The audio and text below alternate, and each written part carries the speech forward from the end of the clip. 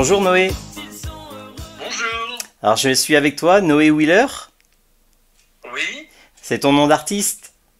Alors oui, non, c'est plus précisément le nom de ma mère, parce que Ouais. Villers. Villers, voilà, c'est ça. Mais je suis très content de t'avoir en ligne ce matin. Alors moi je suis dans les Deux-Sèvres et toi tu es dans le Finistère en Bretagne.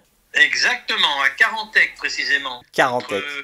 Oui, entre Morlaix, Saint-Paul-de-Léon, Roscoff, pour les gens qui connaissent. C'est vraiment très sauvage, j'adore. Et c'est un lieu d'inspiration pour toi en tant que musicien? Ah, total. J'ai écrit une vingtaine de poèmes que j'ai mis en musique. Ah, c'est chouette. Entièrement tirés de la Bretagne. J'en ai enregistré 5, on va peut-être en parler. 5, ouais, d'accord. L'album Finistère. Il y a un titre qui s'intitule Finistère que je n'ai pas enregistré, mais j'ai gardé le titre de l'album qui traite des monts d'arrêt, des gardiens de phare, enfin que des choses qui ont un rapport direct avec le lieu où je vis. D'accord. Mais avant ça, on va remonter le temps. Si je te parle du groupe Galaxies, ça va te faire rire. Oh ben, incroyable, Galaxy, Tu, 15 ans. T'avais 15 ans? 15 ans et on passait à la Salvagram, Waouh. qui est devenu le studio Empire où Jacques Martin enregistrait ses émissions. Ah oui. Et à Salvagram, tous les dimanches après-midi, il y avait un bal. Alors, c'était très populaire, hein, c'était les femmes de ménage, vraiment, c'était pas la boîte de nuit select. Et il y avait un monde fou. Et c'était le début du rock'n'roll, du twist, tout ça. Et donc j'avais fait ce petit groupe avec mes amis. Il y avait un copain qui était en cours avec moi, puis il y avait mes amis de l'endroit où j'ai grandi, D'accord. c'est-à-dire dans l'Oise. Et là, donc, c'était pour évoquer Paris, parce que tu vivais à Paris quand tu étais adolescent. Ben oui, j'ai passé toute mon enfance à 20 km de Paris, Ouais. et ensuite, venu à Paris, je devais avoir 15 ans. D'accord. C'est une petite famille ou une grande famille, frères et sœurs Alors, je compte mes demi-frères, on est 6. Ah, voilà, d'accord. Une grande famille, alors. Et moi, Ouais. sinon, moi je suis tout seul. D'accord. Ok. Et alors, j'évoque ça parce que j'ai essayé de chercher d'où est venue la passion pour les arts, la peinture, cette passion qui t'anime depuis tant Alors, d'années. c'est très simple. En réalité, mon parrain était bouquiniste sur les quais de la Seine. Et il m'amenait à chaque fois des ouvrages d'art avec des gravures, des reproductions, etc. Et ça m'a fait ce qu'on appelle l'œil, quoi. Je me suis fait l'œil très tôt, genre 12, 13 ans, 14 ans. Et je fréquentais énormément les musées. Ah oui, c'est ça. Et bien que, ensuite, quand il a fallu que je fasse quelques études, bah, j'ai opté pour les beaux-arts. En fait, aux beaux-arts, je faisais plus de musique que de peinture. Et pourquoi tu t'étais passionné pour des peintures j'ai lu plus années 1850 à 1950. C'est quoi cette période? Alors, non, c'est parce que en réalité, oui, c'est vrai qu'il y avait une nostalgie du Paris de la belle époque qui m'a beaucoup attiré. Ouais. Vraiment, quand on dit la belle époque, le bonheur, quoi. Il y avait le début de l'industrialisation, les gens commençaient à trouver plus facile la vie, etc. Et c'était relaté dans beaucoup de scènes parisiennes. Et le hasard a fait que j'ai rencontré des familles de peintres qui m'ont fait confiance, qui m'ont demandé si je voulais écrire un ouvrage, chose que j'ai faite. J'ai fait pour plusieurs artistes de la belle époque. J'ai donc écrit 3 ouvrages. D'accord. Et je suis devenu expert spécialiste. Évidemment, l'expertise, quand on est contemporain, bah, le peintre est capable de dire si le tableau est bon ou pas bon.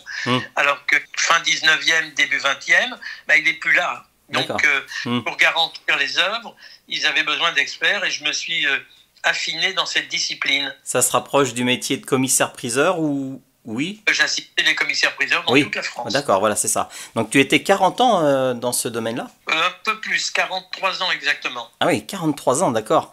Donc là, expert en art, donc ça t'a permis de voyager. Je sais que tu as été à Deauville, mais à l'inverse, tu as été à Londres et New York. Donc tu as été vraiment loin. Sotheby, Christie's, l'Allemagne aussi, la Suisse, le Luxembourg, la Belgique, enfin partout où il y avait des commissaires-priseurs qui avaient besoin de mes expertises. D'accord. Donc grâce à ça, donc tu travaillais. Si on te connaissait déjà en tant qu'auteur-compositeur?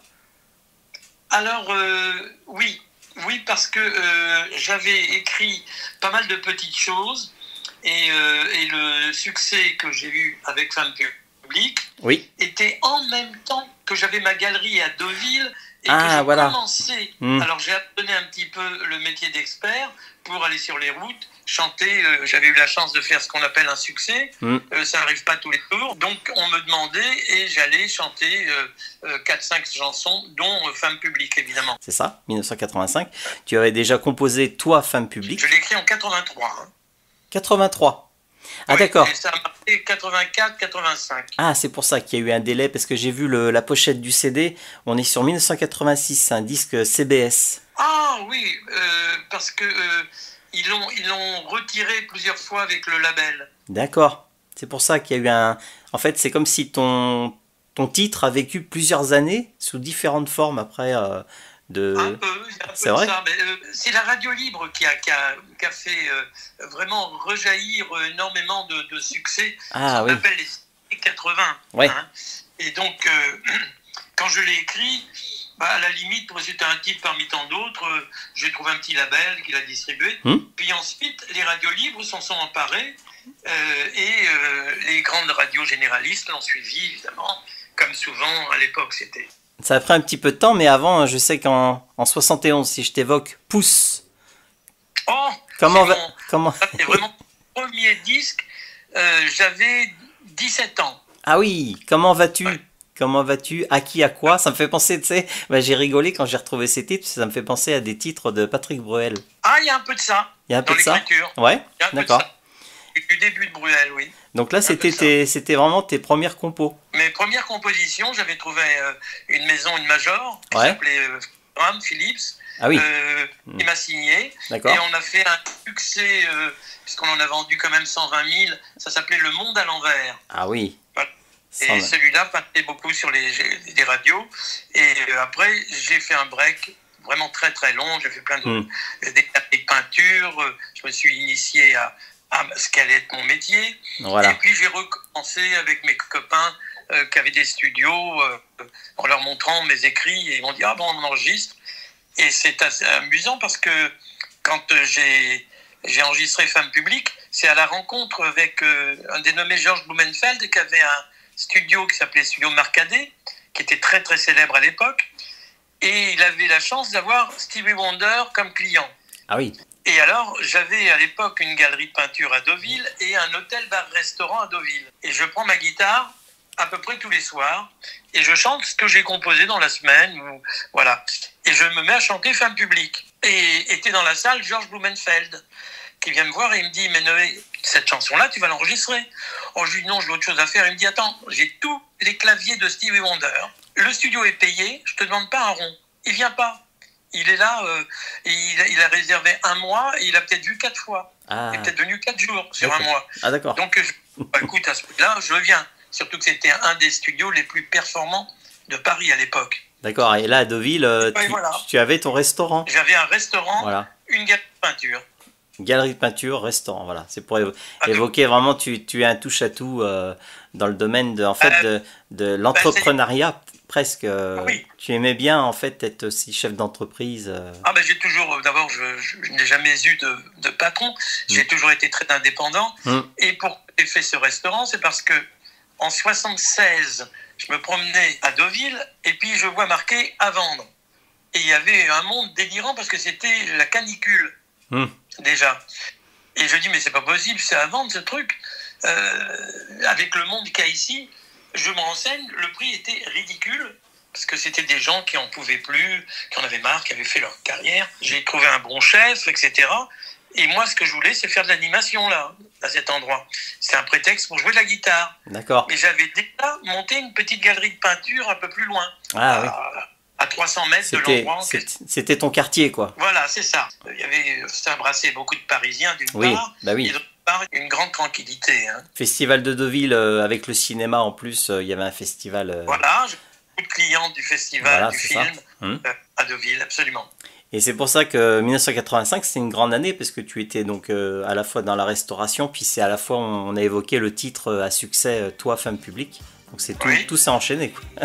C'était. Oui, ouais. On en a quand même vendu 780 000 exemplaires. Ça, c'est chouette, parce que tu vois, à une époque aujourd'hui, en 2025, On évoque les plateformes et on ne vend plus de disques. Quand tu avais ton 45 tours dans les mains, tu disais ça y est, il est là, il existe. Ça devait être une joie. Ah oui, non, j'étais surtout content de voir que les radios le jouaient parce qu'il y avait un rythme qui était très typé disco quand même entre nous. Et à l'époque, ils étaient très consommateurs de cette musique. Voilà. Est-ce que tu faisais des dédicaces?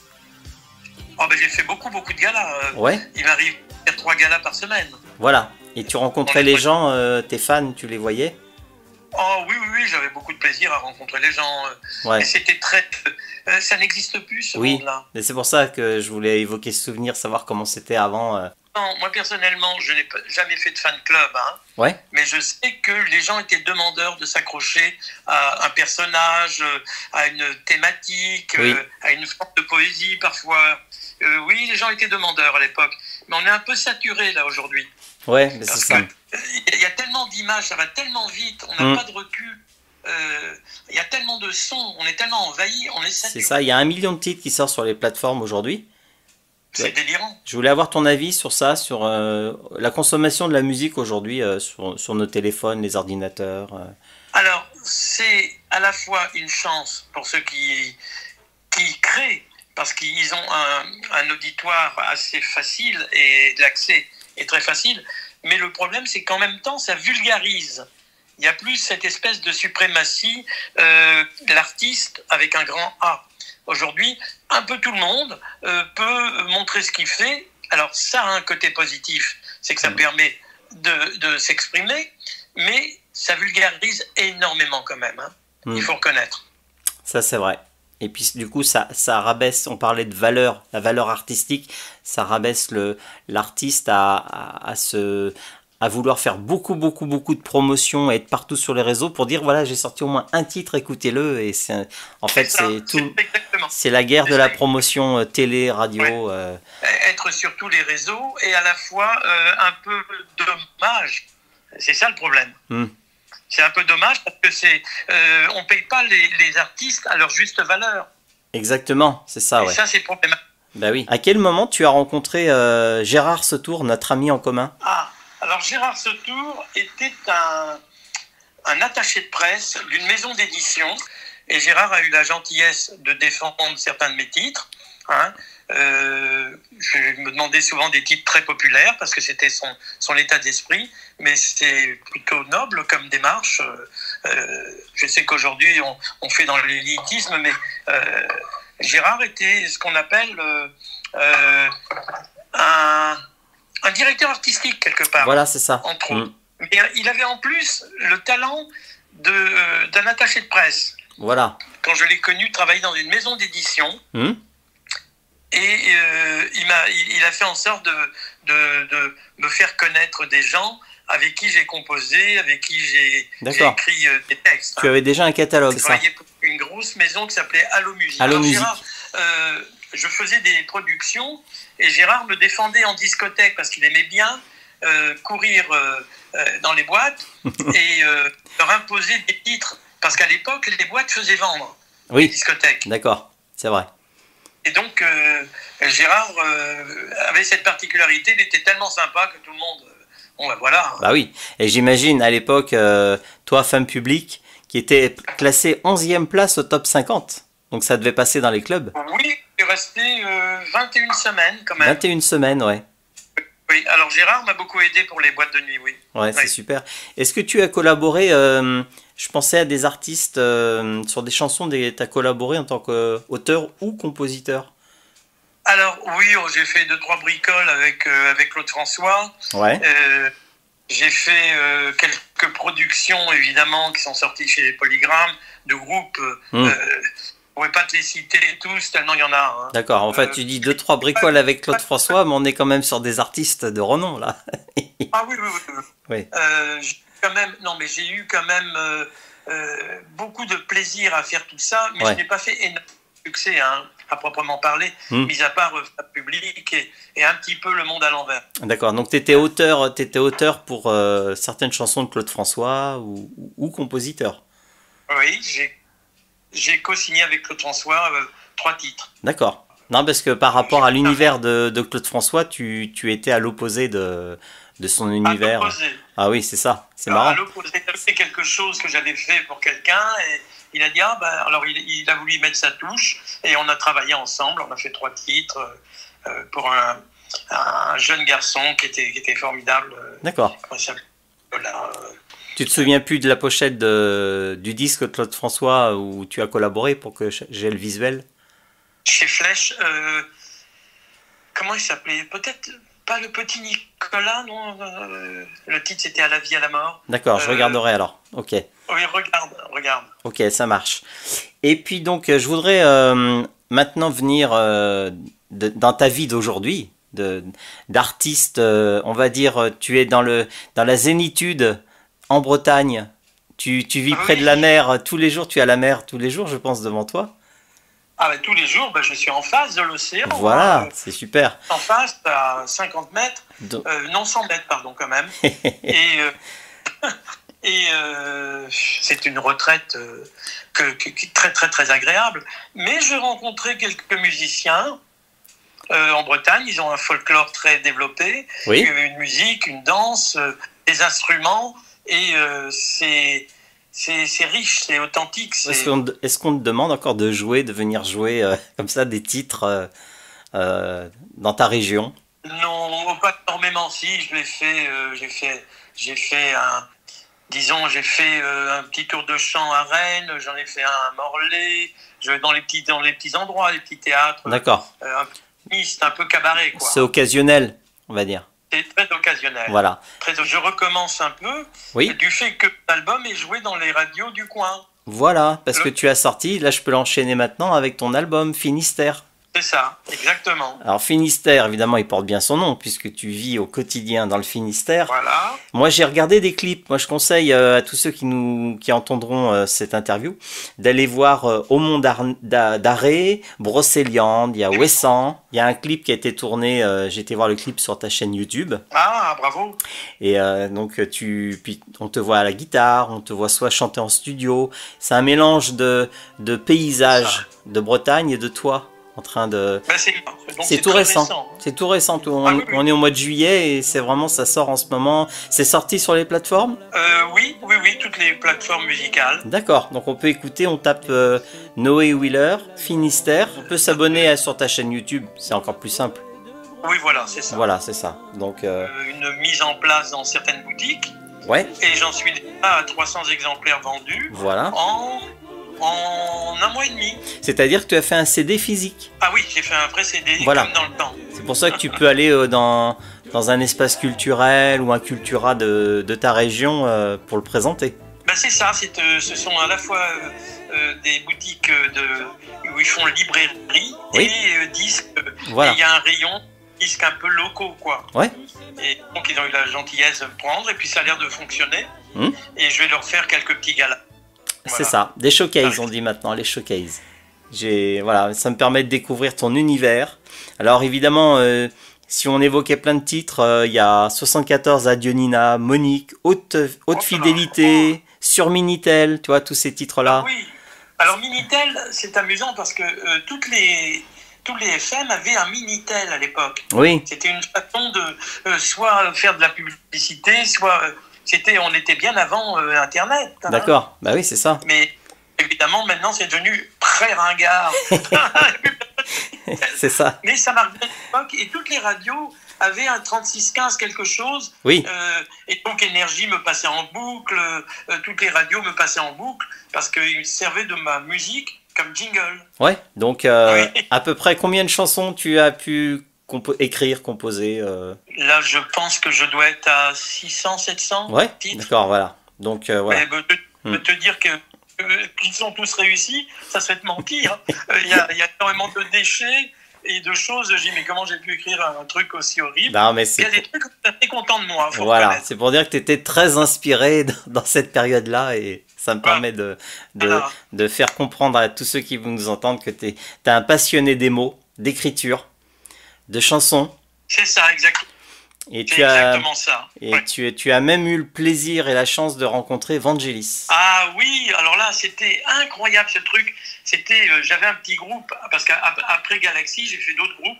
avec lesquels je faisais du cabaret, qui s'appelait Bob Art Trio. Ouais. Et il y a un gars qui nous a entendus en cabaret et il cherchait une première partie pour Aphrodite Child. Waouh.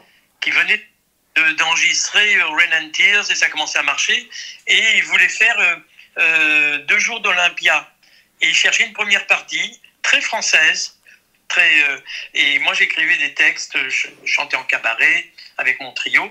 On défendait des poèmes en musique un peu, quoi. Et Aphrodite Child venait de sortir 2 titres ou 4 titres, je me souviens plus. Et ils avaient fait une demi-heure de prestation. Donc, comme c'était court, il leur fallait 2 premières parties. J'ai fait partie d'une des premières parties de l'Olympia d'Aphrodite Child avec Demis Roussos, Vangelis, qui était un homme formidable. Il avait une notion des harmonies qui était inventif. Il a beaucoup apporté à ce petit groupe qui est devenu assez célèbre quand même, Aphrodite Child, s'appelait. Ah oui. Même moi, je connais. Il est évidemment attiré par la musique de film qui est très universelle. Bah, c'est ça. Et c'est formidable ce qu'il a fait, les chariots de feu. Les chariots de feu, ouais. J'ai le vinyle et je le joue au synthétiseur. Justement, en parlant d'instruments de musique, tu as toi des claviers à la maison ou tu es guitariste, piano ou... Oh non, franchement, je suis plutôt guitariste. Je compose à la guitare. Oui. Et je suis pas un grand guitariste. Je m'amuse à faire du jazz, évidemment. D'accord. Mais je suis guitariste, je m'accompagne simplement. Hein. Ouais, d'accord. Je prenais des guitaristes en studio, parce qu'ils étaient plus moi, évidemment. Tu t'entourais de musiciens pour enregistrer tes disques? Ah oui, je prenais des musiciens de renom, parce qu'à Paris, les séances de studio étaient chères, mis à part la gratuité de mon copain une fois, mais le reste du temps n'était pas donné, donc il ne fallait pas qu'on passe du temps en studio. Voilà, c'est ça. Bah oui, c'est vrai. Et on n'avait pas de home studio comme maintenant chez soi avec un ordinateur, un bon logiciel. Il y avait un coût excessif même pour les studios. C'est vrai.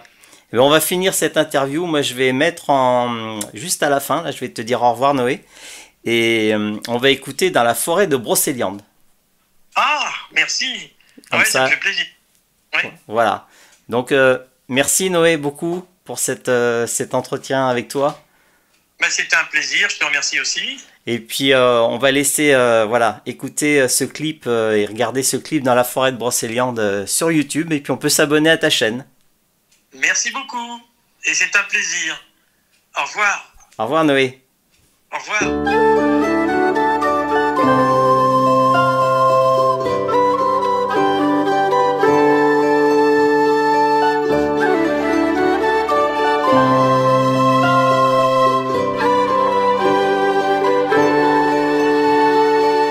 Les arbres ont gardé les légendes dans la forêt de Brocéliande.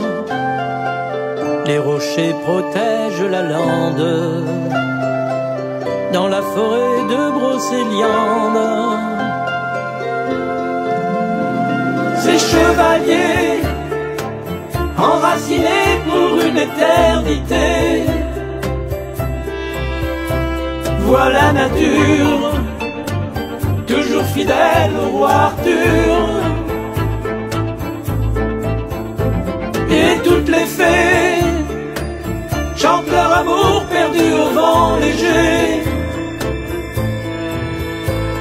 Tous ces matins, dans la brume magique d'un Merlin, la mousse comme une douce offrande dans la forêt de Brocéliande, son feuillage une si belle guirlande dans la forêt de Brocéliande. Ferme les yeux, prends les sentiers qui nous rendent amoureux. Partout il plane l'étrange parfum d'une fée Morgane.